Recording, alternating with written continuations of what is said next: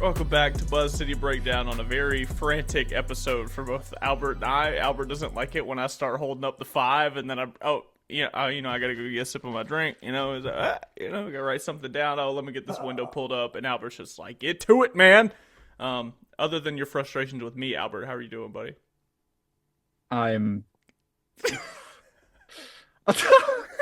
well, okay.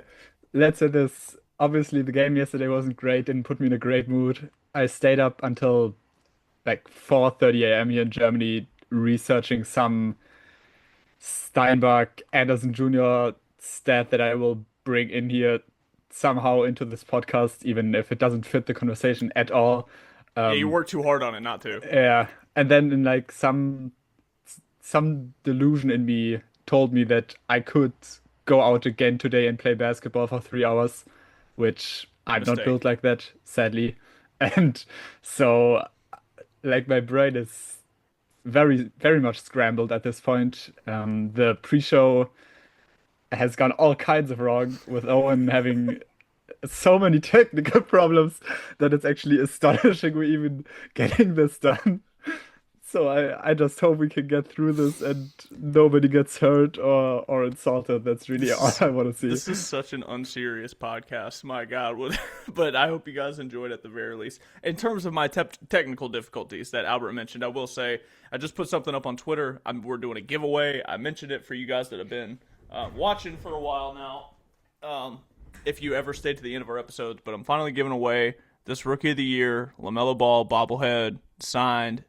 Um, with the two, ultimately it does feel a little maybe in bad taste because I'm not the only one that gave them away recently, but that's as far as I'll go there.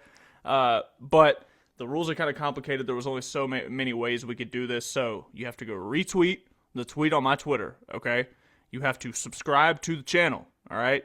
You have to go comment on any channel video with your Twitter at, and your YouTube channel needs to be public so I can verify that your channel that you comment your Twitter at with is subscribed, okay? There was only so And many ways to do this. and then you have to travel to every continent of the world and bring Owen one rare gemstone from each one of them. Yeah, And yeah. only then he may deem you to be worthy of the LaMelo bobblehead. Only then, only then. I had to make sure I went to extreme lengths to make sure that you got. I didn't want any grifters in this. At the end of the day, I wanted to give it away and make sure it went to people that were gonna like it. But so far, it's been out for 7 minutes and only one person has reposted it. So at this point, we'll see what Well, good happens. luck. Good luck to them. Well, yeah, good luck to they got a good chance so far. So for those of you watching, go look at my Twitter at Owen Watterson with a zero. I still haven't found the guy that took Owen Watterson with an O from me yet. So I'll track that guy down someday and get my Twitter handle back. God. But we'll talk about Jeff Peterson's quotes today more in depth. We'll talk about Mohamadou Gueye, Matteo Spagnolo from Alba Berlin, Baskonia over in the EuroLeague that the Hornets just got the draft rights to, or the stash rights to, I should say. But let's start with Peterson's comments, man. We talked a little bit about them yesterday, but they were all over the place. There was a lot of them. I'll say I didn't check exactly how long the press conference was, but was there About any I other? think about 26 minutes, somewhere in that That's range. That's about what I said yesterday, between 25 and 30 minutes, so that makes sense. So, compared to the quotes we talked about yesterday, after you watch back over it, you listen to the transcript, is there anyone that stands out to you maybe more than the others, Albert?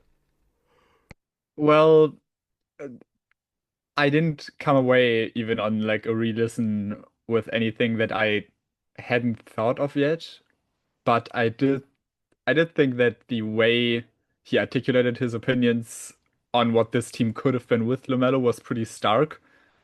And that's maybe the one thing I didn't expect him to be so honest or direct about, because you could really tell that there was no belief that this team could, string together multiple good seasons had it stayed together in as constructed previously. And he had a lot of praise for Nasrid, obviously. That was probably the second most surprising thing to me.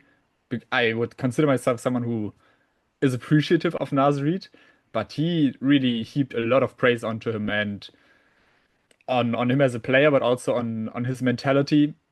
And so I think, yeah, for one, the way he was so honest about, in his opinion, the flaws of this team or the inconsistencies this team would have eventually faced, and then also how he described Nasrid and what he he clearly thinks Naz Reid can do for a team.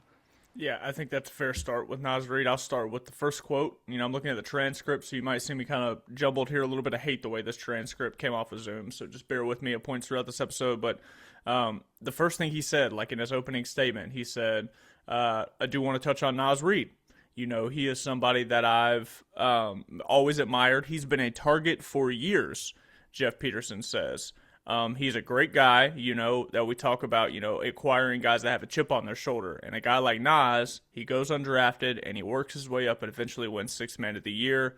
His ability to persevere, he's had some adversity, but he's a young man that he doesn't complain. He could have easily been, pointing his fingers and saying he wasn't getting an ample opportunity. But Nas is a guy who lets the work speak for itself. So could not be more thrilled to add him to our organization as well. And that was certainly not the only time he mentioned Nas Reed. If I'm not mistaken, he said later down on the line that was a big deal for them in terms of this trade to get Nas Reed back. Now, I think ultimately that's the calculus of this trade that a lot of people that disagree with it just have, aside from the picks, aside from everything, it's very clear that their valuation on Nas Reed was higher than most people. And I'm gonna be honest, man, like Nas is good. He does embody this Hornets DNA Yeah, thing. for sure. I've watched some tape of him, and he's just really everywhere. He can shoot. He's decent on the glass. He's not a good defender a lot of times, but he gives effort on that end. Certainly, he's certainly not a rim deterrent. But I think, and the way that he balances Musa, I think it's really going to work in the front court. They just have to, get another point guard. Yeah, pretty much. I mean, after watching the Summer League game yesterday, you can see our live reaction to that. We did a live stream right after.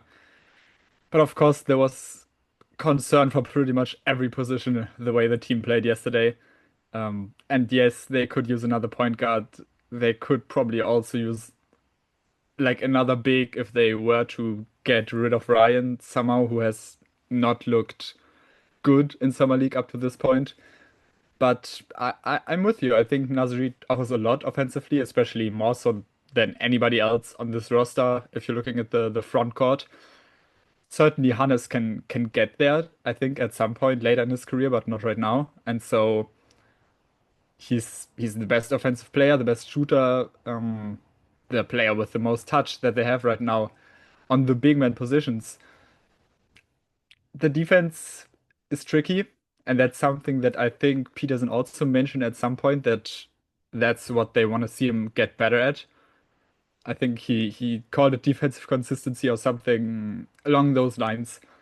Um, but that's what we will be looking for as well. I think just the effort isn't bad with him defensively, but he isn't someone who regularly walls opponents off or maybe uses his body the best way he could on the defensive end. And that's probably what he's gonna have to do, looking at how good or not good this team is defensively on the other positions.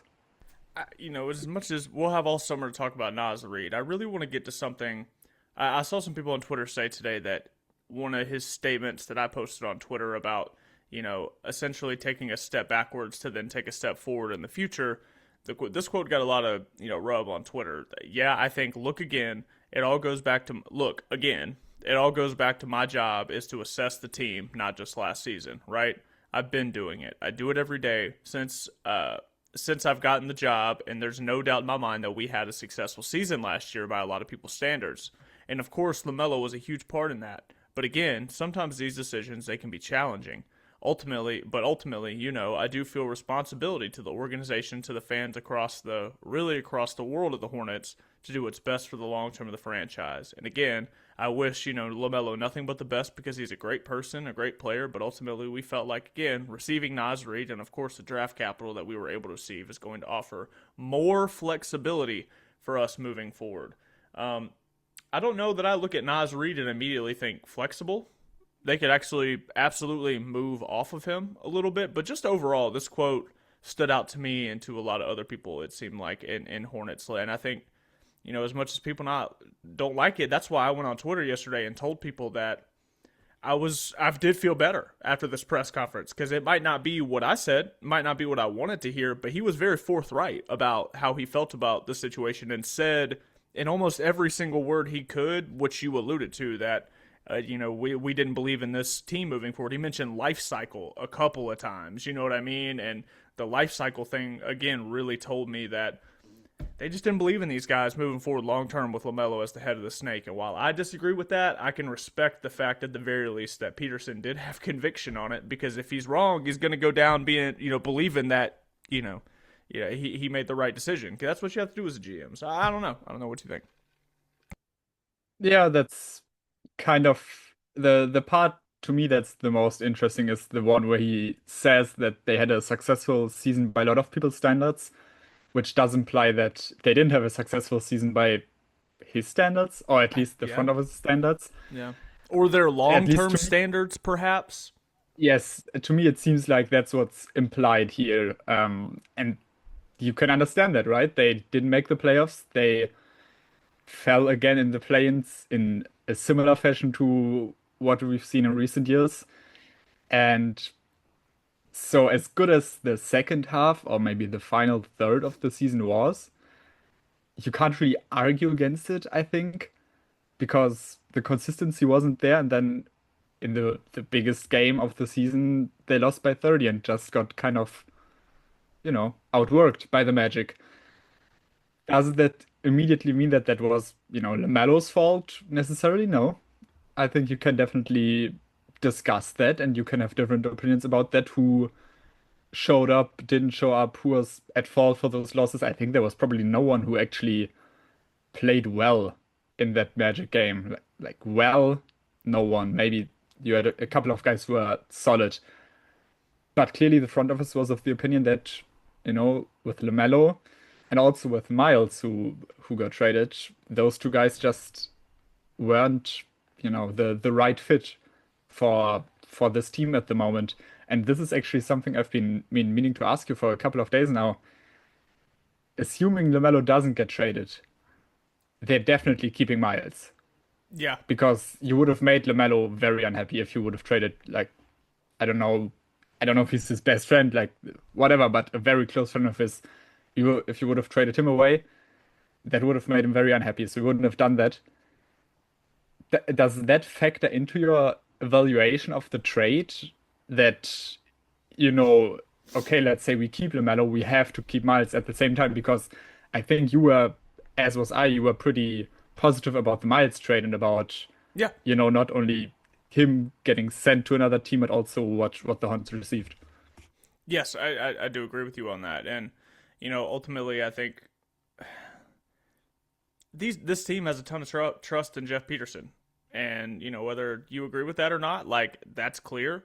And, Gabe Plotkin, Rick Schnall, those guys I can't really say much about. I mean, they're putting their money where their mouth is. Peterson mentioned this wasn't a move that was affected by LaMelo's max contract. I don't know that I really expected that it was a whole bunch. I don't know that I expected Peterson to be so forthright about, that didn't really affect our decision at all. It tells you a lot about, essentially his play style, availability, whatever, was why. But I've really been thinking about the practice facility a lot recently. And, I know you're in Germany, but I was up there a couple of weeks ago, and I parked right near the building. And Up there in Germany, or yeah, right near the Uber Arena. But no, and, the practice facility they're building is just massive. There's a part of me that thinks they're really trying to time their success alongside having the resources, including things like a practice facility, to then go and maybe get their Jalen Brunson, whoever that may be. You know what I mean? Because I don't know. There's a part of me that feels like they almost just weren't ready for success as an organization yet. They're still making minor adjustments to the arena. They're adding this practice facility. They're trying to, get their assets built up for the future. When I think about how much Jeff Peterson said life cycle, I don't know that it was as much all LaMelo Ball as it was we just don't know that from an asset standpoint, from a facility standpoint, from anything, that we're ready to be at the point of, competing at the highest level yet for lots of different reasons. Does it make any sense what I'm trying to say at all? I understand it, but I would disagree, at least when it comes to last season. I think you cannot say the organization wasn't ready for success when you watched the Magic game, as did I, and they got outplayed on the court. The team Yeah. just wasn't good enough from top to bottom. You can talk about from LaMelo to Korn to Brandon to Miles to Musa to anybody in that game.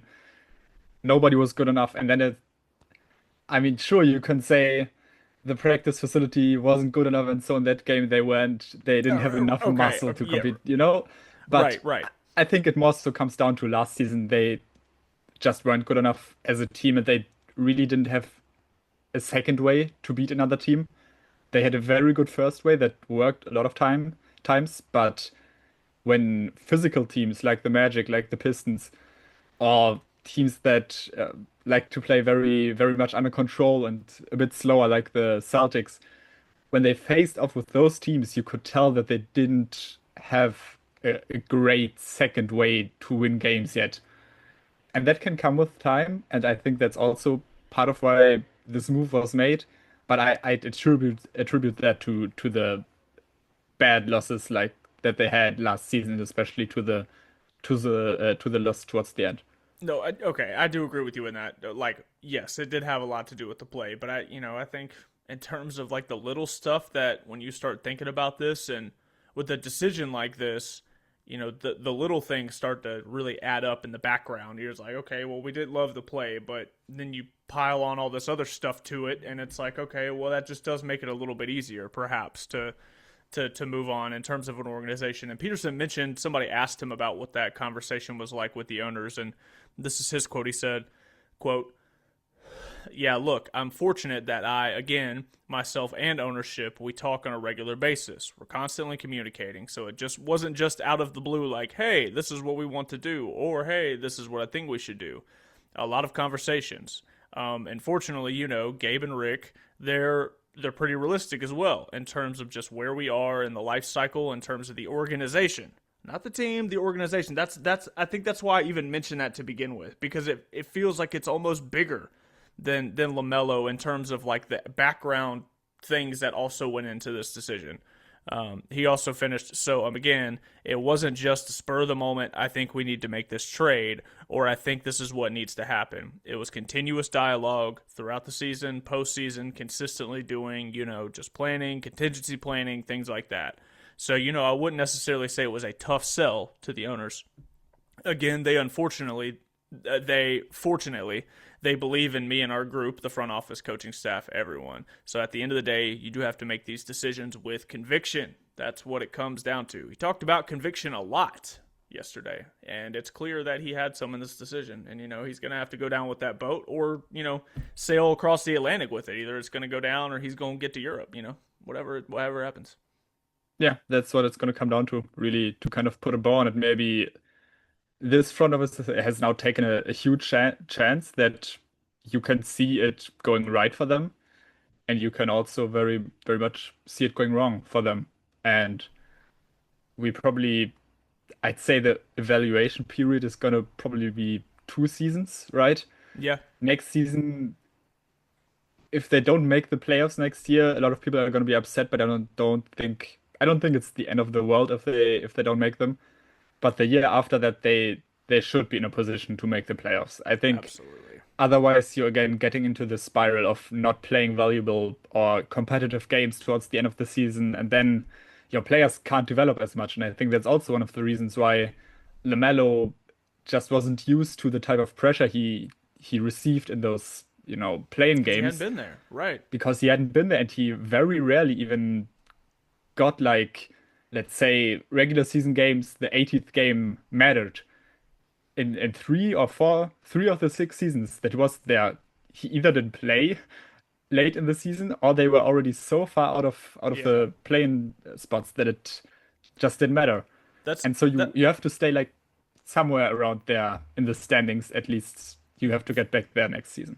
That's a very interesting point, because I think a lot of people are looking at it like, oh, if they don't make the play in, or at least they're not competitive next year, like people are going to riot. But I view it very much like you are. Okay, so some of the things I'm looking for next year. Okay, how does Kobe White look like as the primary guy? Does he look different Yes. than the Kobe White we saw in Chicago? Does the fact that he has actual weapons and competitive, at least we think, players like Brandon and Con Knipple and Musa and now Nasri too, like how does Kobe look alongside guys that, unlike most of his time in Chicago, are actually pretty decent players? That's going to be one of the things I'm watching. But you bring it back to Khan and Brandon, who Peterson also talked about a ton.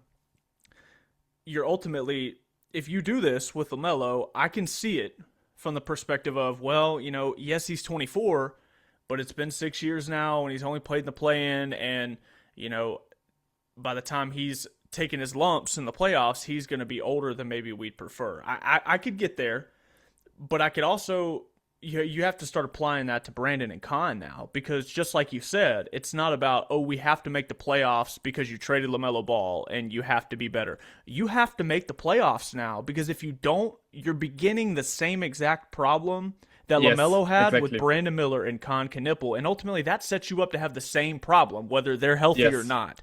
for sure. That's a great point, man. I really like where you went with that.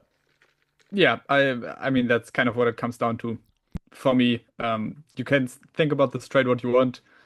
I think there's multiple opinions you can have, but in the end, give this thing 2 seasons. And if in 2 seasons' time they haven't made the play-ins in either one, um, and maybe they haven't fixed some of the injury stuff that they've struggled with, the offense hasn't looked as good as it looked under LaMelo, or not even close to as good, then we can, come back here and we can say, okay, this was a bad trade.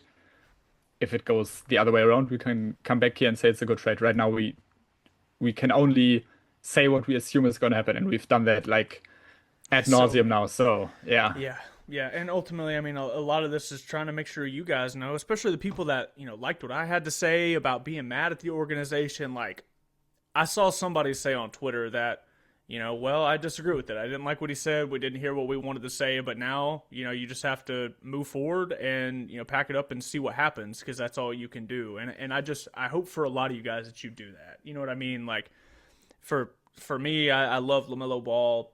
You've all heard my ad nauseum thoughts that Albert mentioned, and at this point, it doesn't do me, it doesn't do anybody else any good to keep conjecturing situations that could have happened. It just makes me go insane. And I just wouldn't wish that on any of you. So let's try and get through this next season, see how these guys grow. Hope Brandon stays healthy, see what he gets extended at, see how Khan develops in year 2, see what Kobe looks like as a primary option now that we got him locked down for 3 years. Let's get Musa extended, and then let's go into 2027, 2028 with hopefully a lot of hope. And if we're not going into 2027, 2028 with a ton of hope and like positivity moving forward, then I'm here for all your comments about like what's the plan moving forward. If they don't even make the play-in next year, I think it might be a problem if they don't even get to the play-in next year. They are pretty talented. I do want to say I'm not saying they can punt next year. Like Yes, they cannot win under, definitely not under 25 games. I was gonna say under 30, but we're right around Yeah, that same that's what I area. was kind of. I think probably under 30, they it cannot happen unless they have some major injuries. You Hmm. have to at least be competitive, and you can never in the next 8 years until this life cycle has kind of reached its end. You cannot get back to that point where you win like 15 games. It cannot happen, because then not only are you losing the fan support you just gained a little bit, but also the integrity of the franchise is kind of at question, like at some point, as much as that hurts to say, but they cannot get back to that point, and I don't think they will.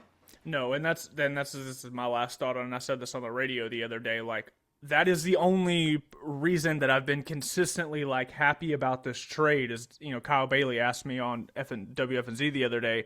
He was like, "Are you worried that these, just like Hornets teams have passed, like when Kimba went away, and they weren't great with Kimba a lot of those years, but you get Terry Rozier, and it's like, oh, we're going back to the dark ages of like mediocrity." You know what I mean? And I will say, at the very least, I don't have that feeling about this roster. I don't love this roster. I don't think this is, 6th seed roster, barring a ton of jumps from Brandon and Khan and Diabate and Nas as a starter looking way different. Like, there's roads to like a 6 seed, but it's a lot of development along the way. And I need to at least see a play-in performance, because what you said ultimately is true. You can't punt on this next year, because then it's not just punting would ruin the integrity organization. To me, it kind of erodes away at what you've been saying about, wanting Definitely, to be a consistent winner and trying to see these consistent improvements. Like, if you make this LaMelo deal, you make it because you think the guys that you have can still get you to that, okay, we might not take a 3-step jump next season, but we might take one and,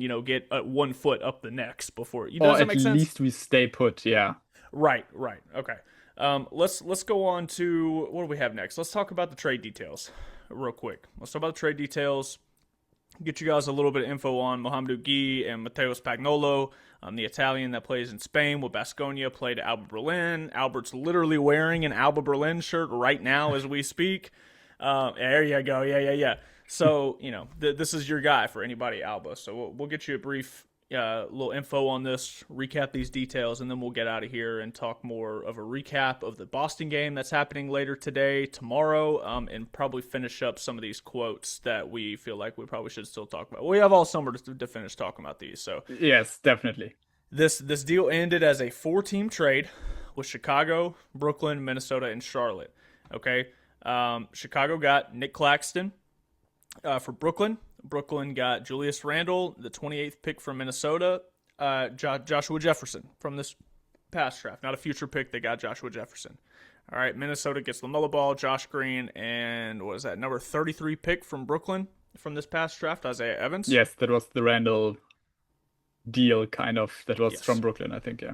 And Charlotte gets the most of anybody in this trade. They get Naz Reid, Mohamadou Gueye, a 2033 first-round unprotected pick from Minnesota, 3 first-round pick swaps, 3 second-round picks, and the draft rights to Matteo Spagnolo, the Italian, as I mentioned, played with Baskonia last year.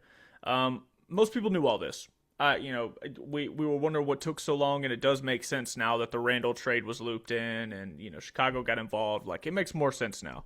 I think also the Gueye and Spagnolo stuff, at least I hadn't read about before this trade was official, so I think that's probably like the only thing we didn't know, maybe. But of course, the picks and everything else had been out there.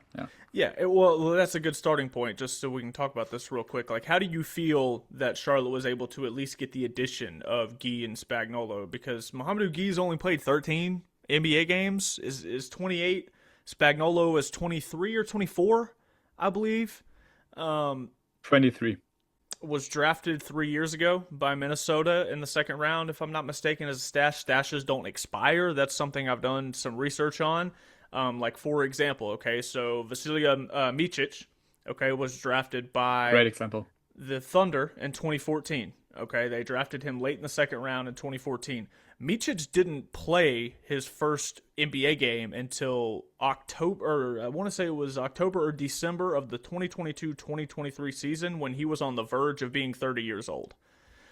So Go ahead. Micic was drafted by the Sixers, but then traded in an Al Horford trade to the Thunder, and then he signed his first NBA contract in 2023, so 9 years later. So I think that's a great comparison, though. Like, that's probably kind of what we're looking at, not to get too far ahead of what we're about to talk about. Well, I mean, ultimately, like, that's where I was going with it.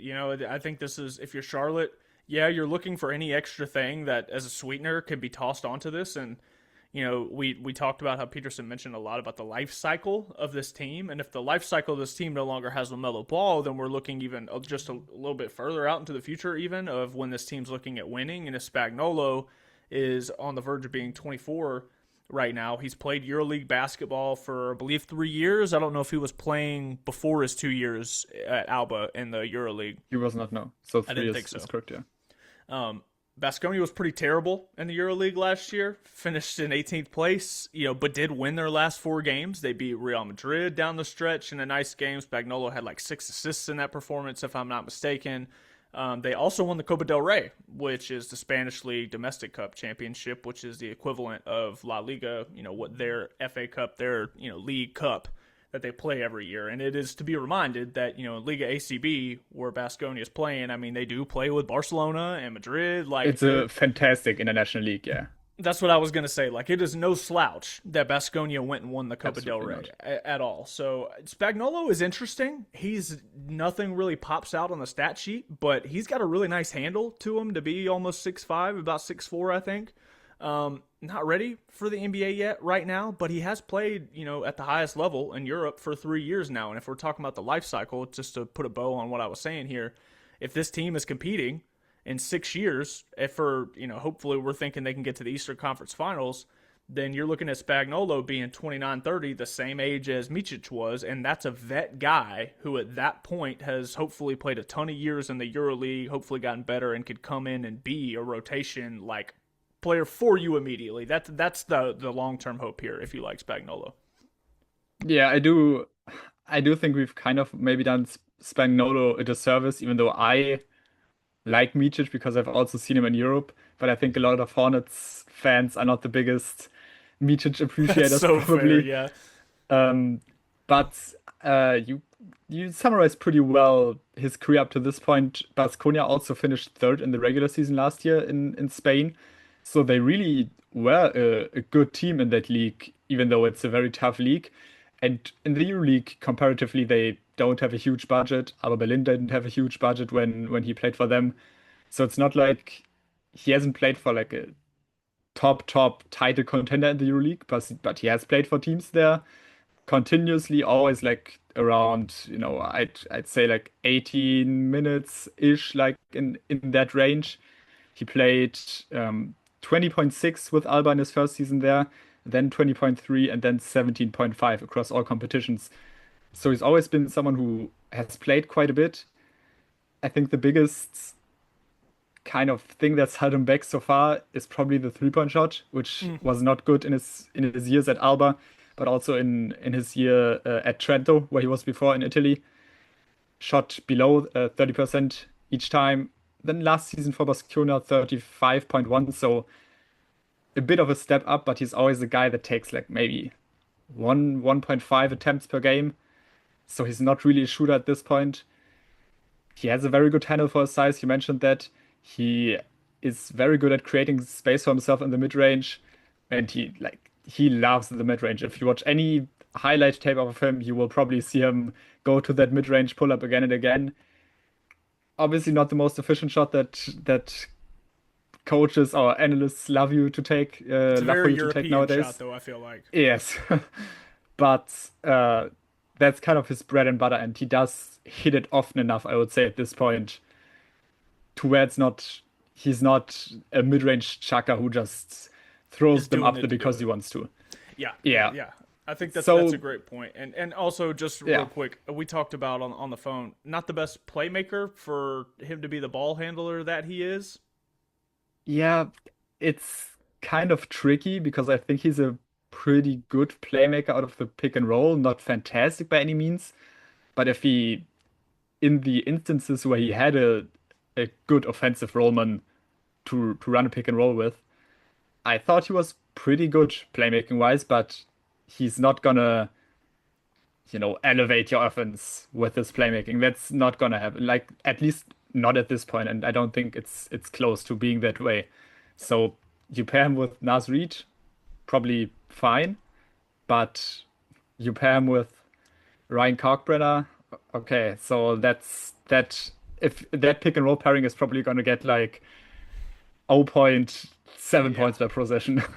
Yeah, and in terms of Spagnolo, I really do like the version of him 5 or 6 years from now that is a much more developed veteran version of what he is now because we're talking about now on this roster. I just wish there was one more guy who in the vein of Grayson Allen, but a better ball handler version, like Spagnolo, could be, more of a two guard that is also capable of being some level of secondary initiator to potentially take the volume or usage away from Christian Anderson, who's still younger. And obviously, this is in the future. The same circumstances won't apply.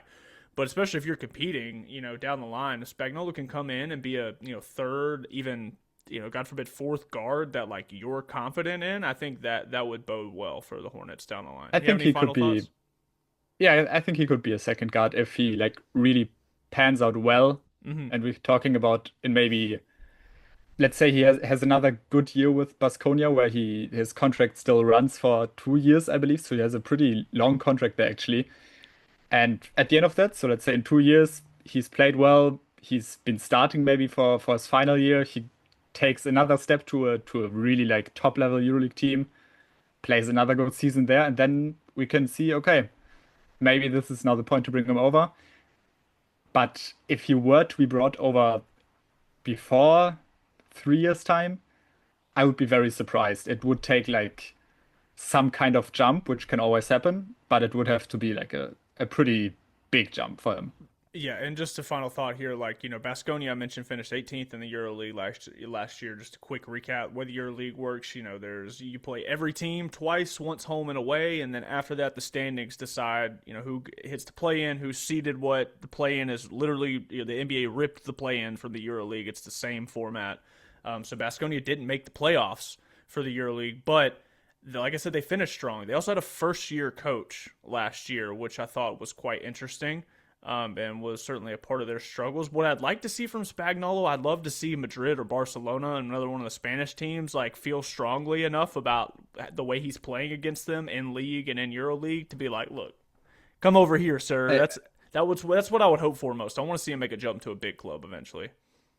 yes, for sure. I do like that I've kind of brought you over to the European side so much that you're now saying that the NBA ripped off the playing game from the EuroLeague when it's completely the other way around. I Since when we have the playing games in the NBA? I think 2020, Maybe 2021, that's not maybe 2020. 21 around there. So the EuroLeague ones were introduced, I think, 2 years ago.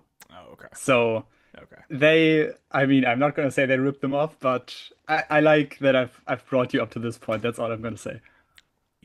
What can I say? I like European basketball. All right, Yes. let's talk There we about go. let's talk about Mohamadou Gueye for a minute. I'm gonna be honest with you. I don't have a ton of opinions on Mohamadou Gueye. I'm not gonna sit here and be the guy that acts like I know more about him than I should for somebody who played 13 games. But ultimately, like Mohamadou Gueye is a guy that's 6'9".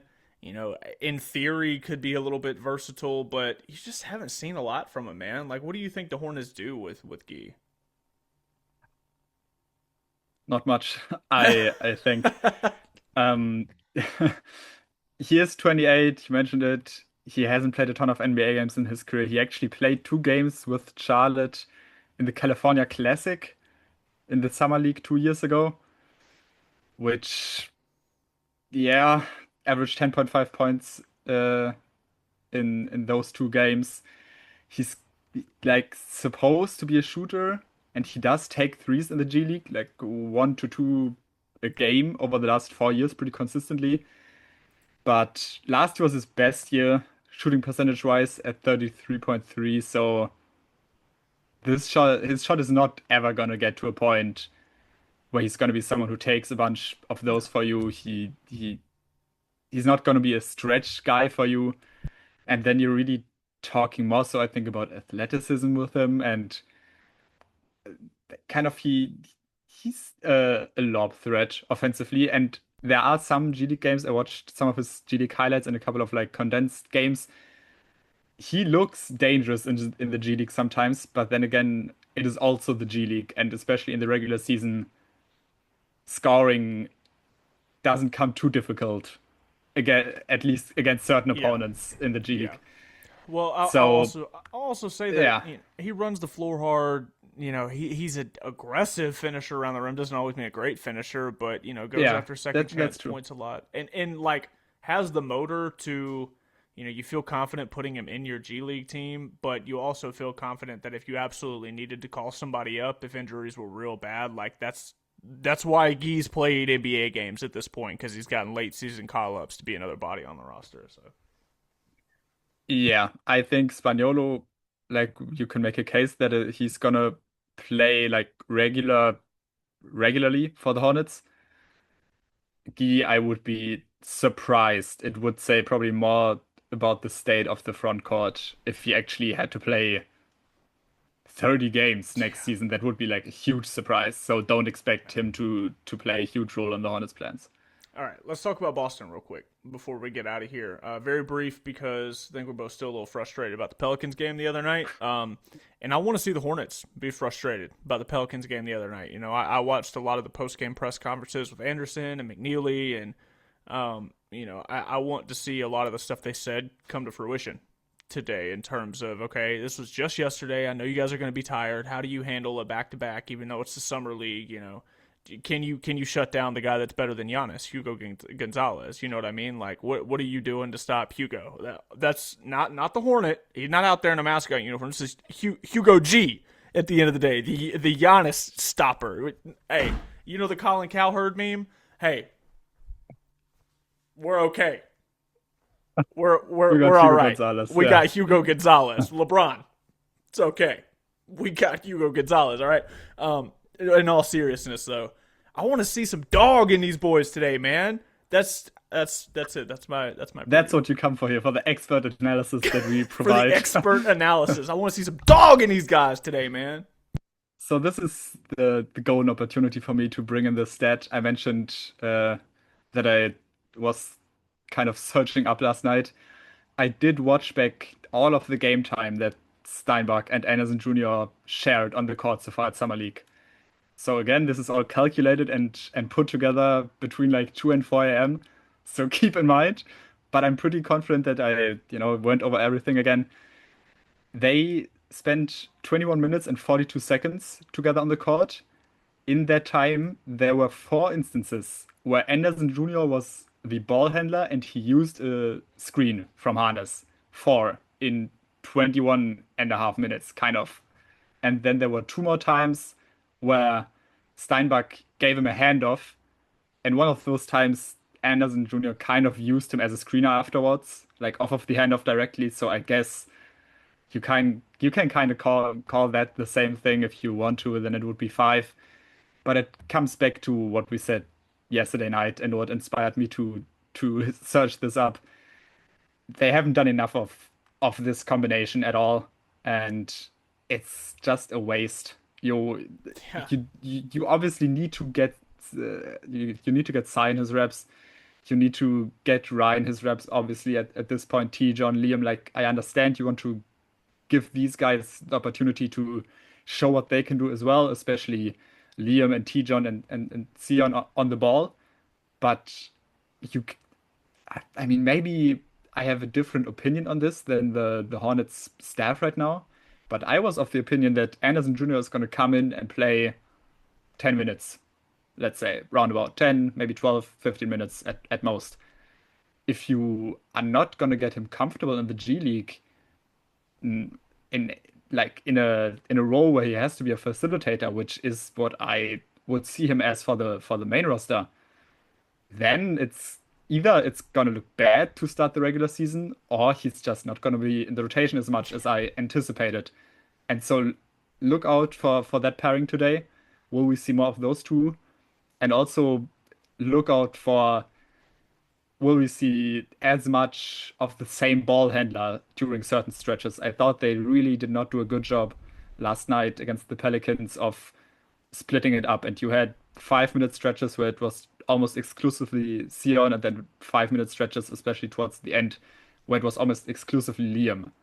And they have to get that stuff in motion a bit more. Boston, just, as a bit of information, they won their only game so far in overtime versus Toronto.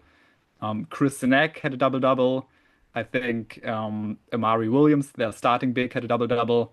And then Hugo Gonzalez, also a double-double, almost a triple-double. Even though, in all fairness, he did go 3 of 16 from the field. So that might, you can put the hands down again. He's still like a little bit away. Okay. Just okay. a little bit. Okay. Yeah, that's fair. And I will say, first off, great job on those stats, because it was nice. It's always nice when the eye test gets validated, right? It's always nice when the eye test gets validated, because you and I talked about that yesterday, and I think we're starting to see the warts of Blaine Mueller learning how to, coach pros. Not that he hasn't been in his... Go ahead. in all fairness, it's also not just him. Like you, obviously, he's in constant, exchange That's with true. the rest of the coaching staff, and especially like assume Charles Lee and those guys on what they need out of him in the summer league and how he can prepare those guys the best way. So I don't think he's doing this stuff on his own accord, and Charles Lee is kind of sitting by the sidelines and thinking, why is he not doing this more? He's ruining Christian Anderson Jr. for me. So I think it is a collective effort on, and I think they, they clearly had their opinion on how this should go up to this point. Let's see if they change some stuff up tonight. That's what I would really like to see, because I think at this point, like you said, and I'll just end it here, that they're really just kind of doing a disservice to these guys by not doing it. You're not getting them comfortable, and that's a great point. As much as I was gonna sit here and be like, it's Mueller's first year, it's his first year, so even more so a reason for Lee to be in contact with him. He hadn't coached the G League team outright by himself. Like, it wasn't the same situation quite as DJ Baker, so he's definitely been in conversation with those guys, and you'd like to see a little bit more. But I think that's all we got for you guys. We'll talk about the Boston game tomorrow, talk about a little bit more of these Peterson quotes. And if you guys want us to talk about anything specific, leave it below. Make sure you guys enter the giveaway too. Again, go look at my Twitter at Owen Watterson with a 0. Please retweet that. Don't let me, don't let somebody get Go ahead. For anybody that's waiting on Owen's trivia revenge, I know I've put it on the end slide like 2 times now, and every time just something else pops up. It will happen like in the next couple of days. I'm not going to promise anything anymore because clearly it hasn't worked up to this point, but it's coming.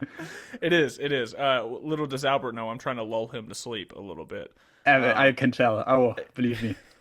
All right, guys, that's going to do it for us today. Again, make sure you like and subscribe. Go into that giveaway. Leave a comment below. Let us know what you want to talk about. I'm going to try and do a mailbag sometime soon to see if we have enough watchers here. Support's just been outstanding, guys. Like, every day we go to record a new episode, and not just, we've hit 200 subscribers, by the way. Yes. I forgot to mention that at the beginning of the episode. Hardened Soul was some dude that was on my Twitter, literally commented that he was 200 subscribers. So, like, dude, he also commented on YouTube. Yeah, he showed out, but deservedly so. I also would like to shout out Mr. Hornet Panther 42. I think his name is Jay Moy on Twitter. He went under the giveaway, so I think I did it right. You become my voice on the Hornets in very short order, my friend, and it saved me from a lot of boredom. Please keep up the great work. With 2 pleases. So, Albert, we can't give up, man. No. I mean, I was so close, but now he's won me back. I'm on my 8 Mile moment right now. You only got 1 shot. Do not miss your chance to blow. Okay, this is like Jay Moy. When you start doing movie impressions, that's when we know the podcast has to end. It's time to cut it here. I'm just being myself. All right, you guys haven't even heard the British accent yet. You just wait till you hear the British accent, mate. Hey, just wait. Okay. Just wait till you hear me London accent. All right. Okay. I'm Owen. See you guys tomorrow. See you.